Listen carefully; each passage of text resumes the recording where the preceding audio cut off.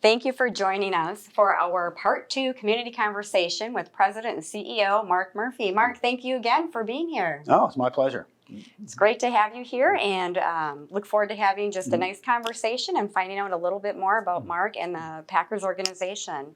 So Mark, I know a few years ago you did a new organizational structure and you have more people reporting to you. Can you share a little bit about that thought process and why you made that decision? Sure. Well, our media is very obsessed with it, but I mean, you could talk about structures, and at the end, it comes down to people. But it was at a time when we had long-term general manager and Ted Thompson and Mike McCarthy, and we ended up hiring obviously Brian Gutekunst and then Matt, and I thought particularly with Brian as a relatively new general manager, it would be good to lighten his load a little bit. So I had the head coach as well as the GM report to me.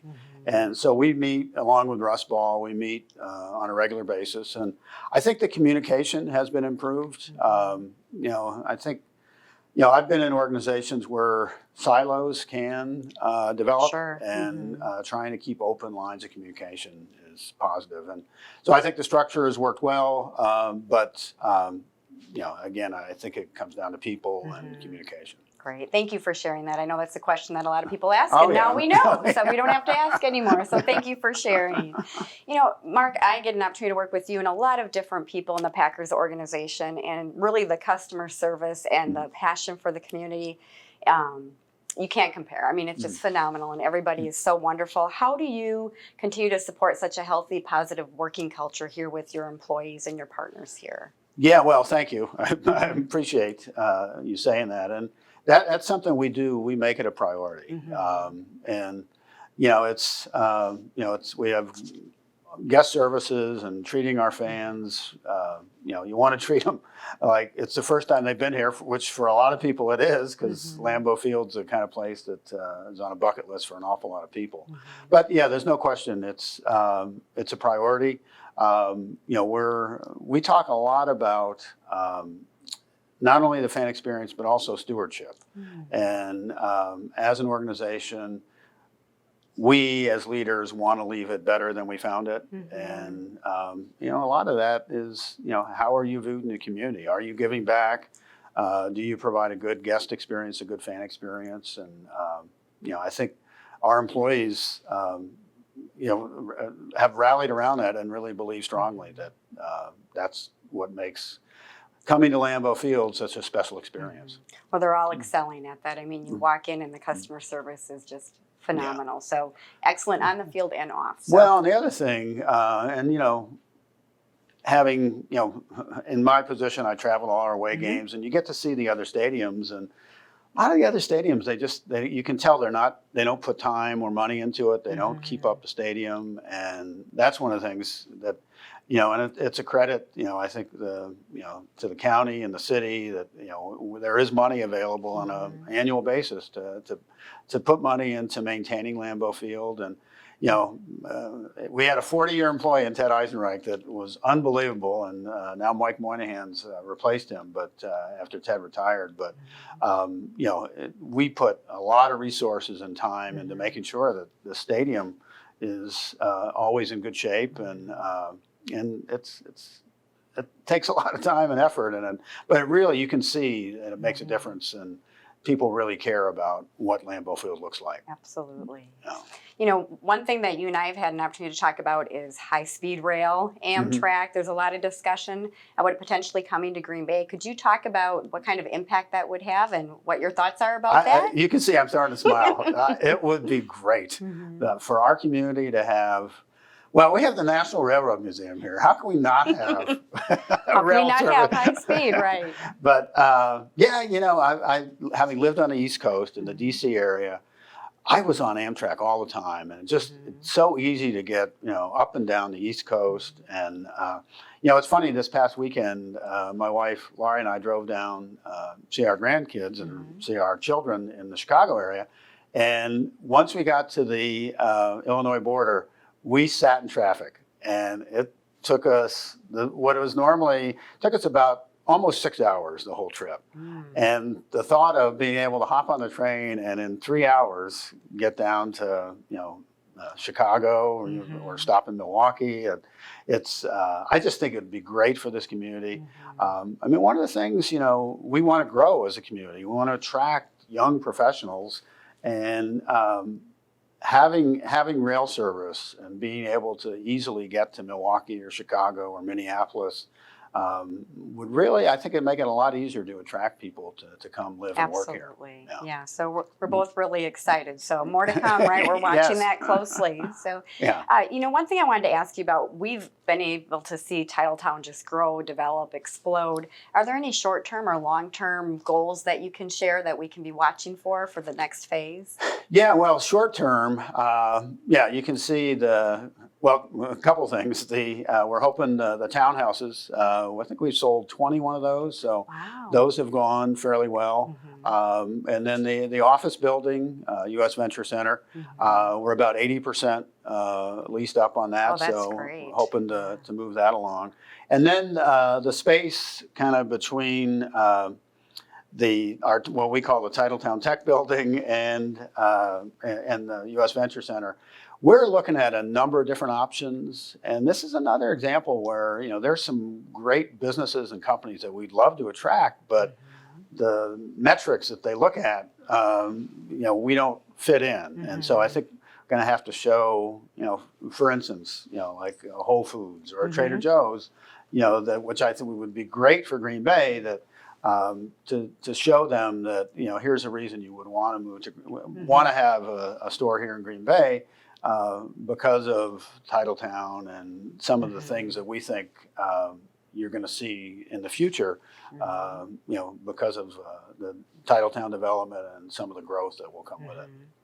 Well, good luck with that. I know a lot of those companies have very specific criteria, but this is unique here. And so if you can position it and share really a holistic approach why they can be successful, because it's, a destination. We heard the same thing with Cabela's, Bass Pro, and they ended up coming here, and gosh, I think it's their number 1 or number 2 store in terms of sales. Fantastic. Yeah. So well, we know great. Green Bay. We have a lot of outdoorsmen, a lot do. of hunters and fishermen, and so that's been really exciting. And I think that could be a model for some of the other stores.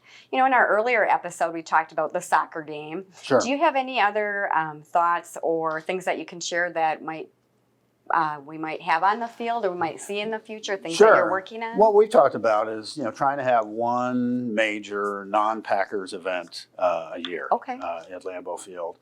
And obviously we've had concerts. I am pushing hard for Bruce Springsteen.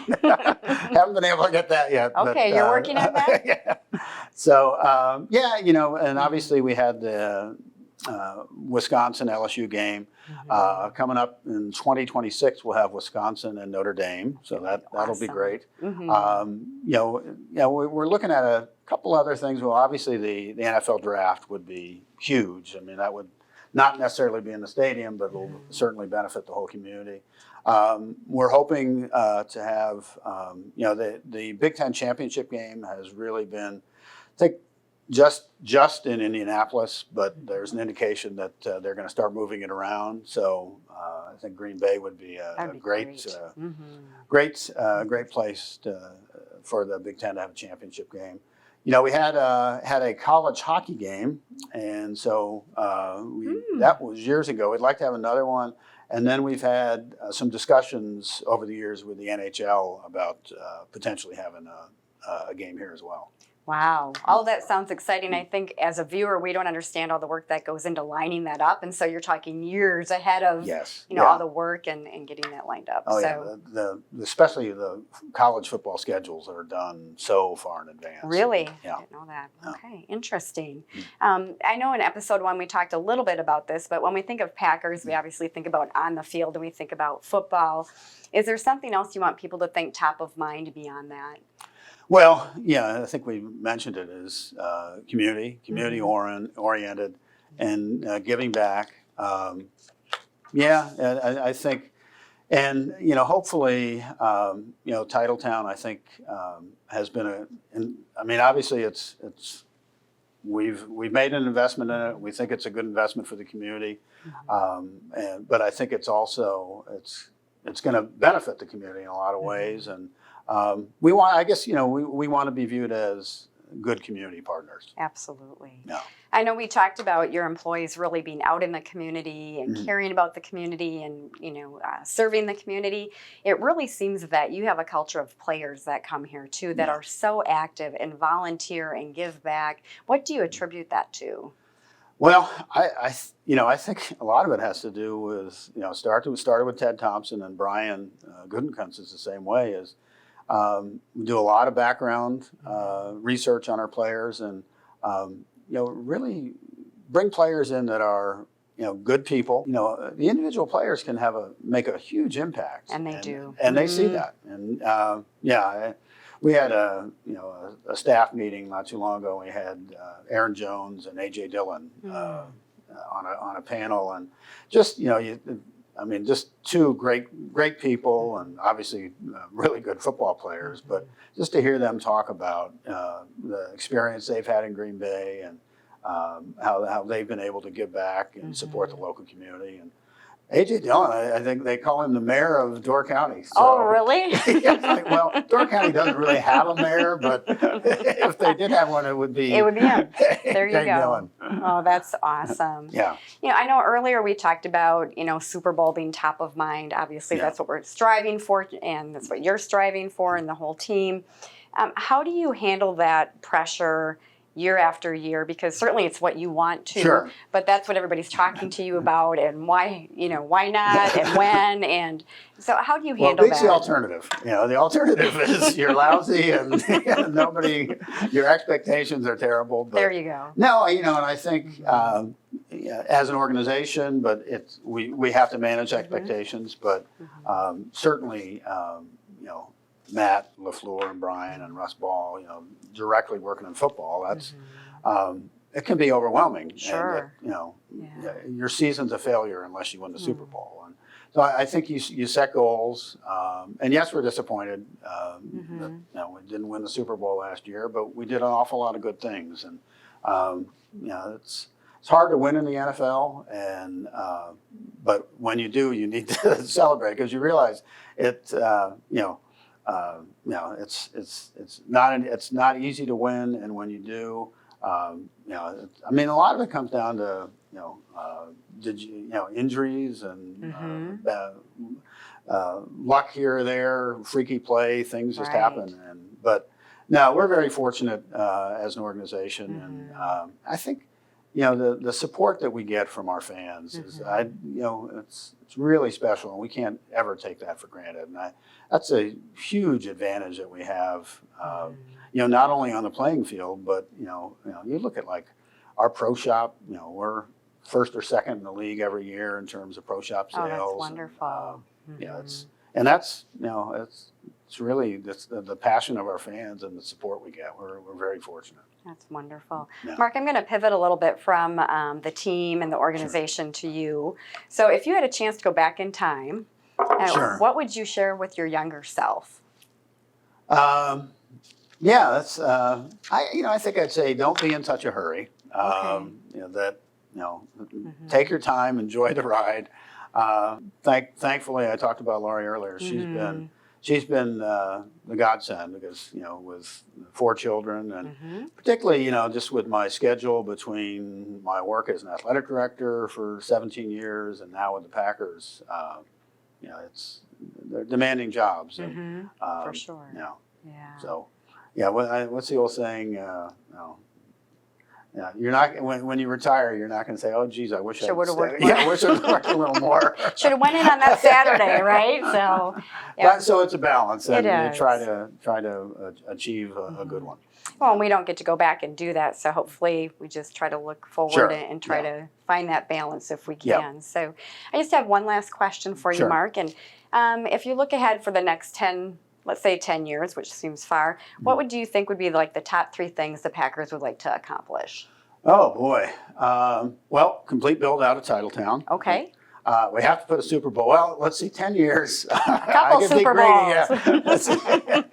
It would be the dynasty of all times. We won 10 straight Super Bowls. No, it'd be, yeah, and I think, I would say continue and actually grow our support of the community. I think, we're, with the long-term labor agreement, we've got, our labor agreement goes through 2031. Oh, that's great. So we know we're going to have labor peace. Hopefully no more, the pandemic has subsided, and, so we'll be in a position where we can really do a lot of good things in the community. That's wonderful. Mark, thank you again. Oh, you're really welcome. Enjoyed having our conversation and appreciate your time. So thank you for listening and joining us, and we'll see you soon.